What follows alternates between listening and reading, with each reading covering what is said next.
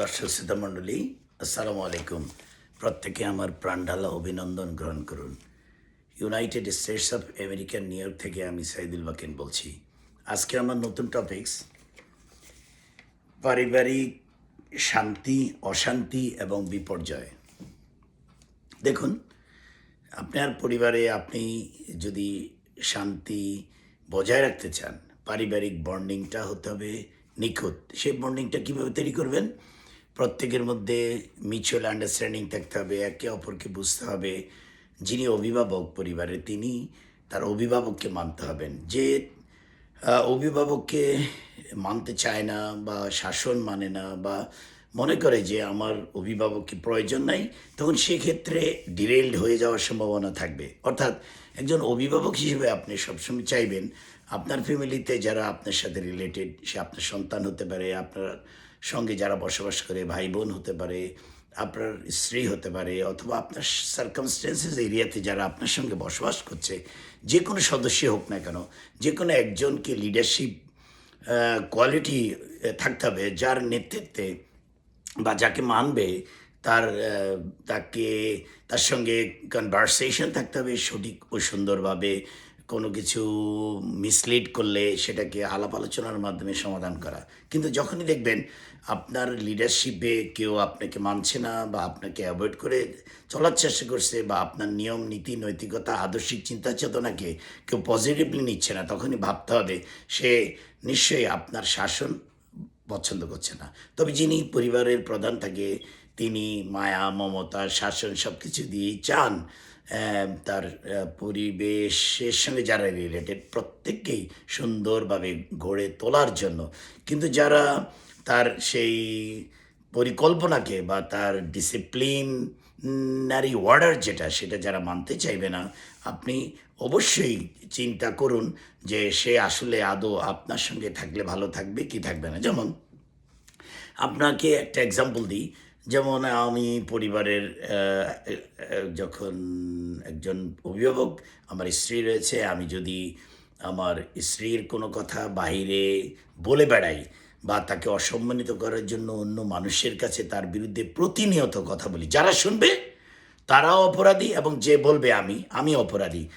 কিছু মানুষ আছেন যারা আপনার কথা শুনবে, আপনার প্রতি আন্তরিকতা দেখাবে, দিনে আপনার সঙ্গে আফসোস করবে এবং আপনাকে উত্তেজিত করার চেষ্টা করবে।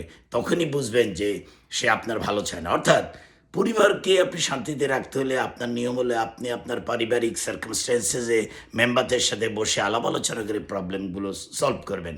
কিন্তু যখনই সাপোজ আমি আমার ফ্যামিলির বিরুদ্ধে বিভিন্ন জায়গায় বলে বেড়াবো বা তাকে ছোট করার চেষ্টা করব, প্রতিদিন কমপ্লেইন করব, তাহলে বুঝতে হবে আমার প্রবলেম আছে এবং যিনি আমার কথা শুনছেন সেও আমাকে স্টপ করে দেওয়া উচিত। তদ্রূপ একজন স্ত্রীও যদি তার হাজব্যান্ডের বিরুদ্ধে প্রতিনিয়ত বন্ধু বান্ধব আত্মীয় স্বজন পরিবারের বিভিন্ন সদস্যকে তার বিরুদ্ধে বলে বেড়ায়, প্রতিনিয়ত কমপ্লেইন করতে থাকে, তাহলে যিনি শুনছেন তার অবশ্যই তাকে প্রশ্ন করা উচিত, এত কমপ্লেন নিয়ে তুমি কিভাবে তোমরা বসবাস করছো বা কীভাবে জীবনযাপন করছো? অবশ্যই উভয়ে আমি মনে করব এটার জন্য রেসপন্সিবল এবং কেউ কোনো রকমের এই দায়বোধ থেকে নিজেকে এড়িয়ে যেতে পারেন না। অর্থাৎ যিনি কমপ্লেইন করবেন আর যিনি শুনবেন উভয়ই অপরাধী। অর্থাৎ একটা ভালো মানুষ থাকতে পারে, ভালো বন্ধু থাকতে পারে, যার কাছে আপনি সাজেশন চাইতে পারেন, কিন্তু প্রতিনিয়ত কন্টিনিউয়াসলি একদিন একজনের কাছে পরিকল্পিত উপায়ে শুধু কমপ্লেইন দিতে থাকবেন, তাহলে বুঝতে হবে সে মানসিকভাবে বিপর্যস্ত এবং বিভিন্ন রকমের সমস্যায় ভুগছেন। ঠিক তদ্রূপ আপনারা দেখবেন একটা পরিবারকে যখন শান্তির নেট তৈরি করবে, শান্তিতে বসবাস করার জন্য তৈরি করবে এবং শান্তির পরিবেশ তৈরি করার জন্য উভয়ে পরিকল্পনা করবে, দেখা যাবে প্রত্যেকেই কাউন্সিলিং করবে, প্রত্যেকের সঙ্গে আলাপ আলোচনা করে একটি সুন্দর এবং শান্তির নেট তৈরি করতে চেষ্টা করবে। সো এই পারিবারিকভাবে আপনি যখন পরিবারে শান্তি যে যদি বজায় রাখতে চান এবং সেই শান্তির নেট তৈরি করতে চান, তাহলে পারিবারিকভাবে কাউন্সিলিং করুন, প্রত্যেকের সঙ্গে আলোচনা করুন এবং সব প্রবলেমকে সর্ট আউট করে সমাধান কিভাবে করা যায় সেই সিদ্ধান্তে উপনীত হন। কিন্তু বিক্ষিপ্তভাবে বিভিন্ন জায়গায় বলে বিভিন্ন জায়গায় কমপ্লেইন করে, বিভিন্ন মানুষকে হাসিয়ে মানুষের সবকন্যা নিতে গিয়ে নিজে লজ্জিত হবেন না এবং অপরকেও বিব্রত করবেন না। সো পারিবারিক শান্তি, অশান্তি এবং বিপর্যয় পরিবারের সদস্যদের উপরেই নির্ভর করে।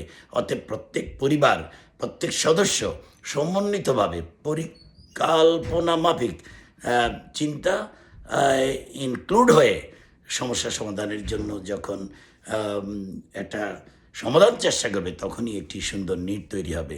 আর একটি সুন্দর টপিকস নিয়ে আসার আগ পর্যন্ত যে যেখানেই থাকুন, ভালো থাকুন। আর যদি মনে হয় এই কথাটা গ্রহণযোগ্য, যার কাছে ভালো লাগবে তারা অবশ্যই শেয়ার করে দিবেন, এবং আরেকজনে আমার এই কথা দ্বারা উপকৃত হলে আমি কৃতজ্ঞ থাকব। আল্লাহ হাফেজ।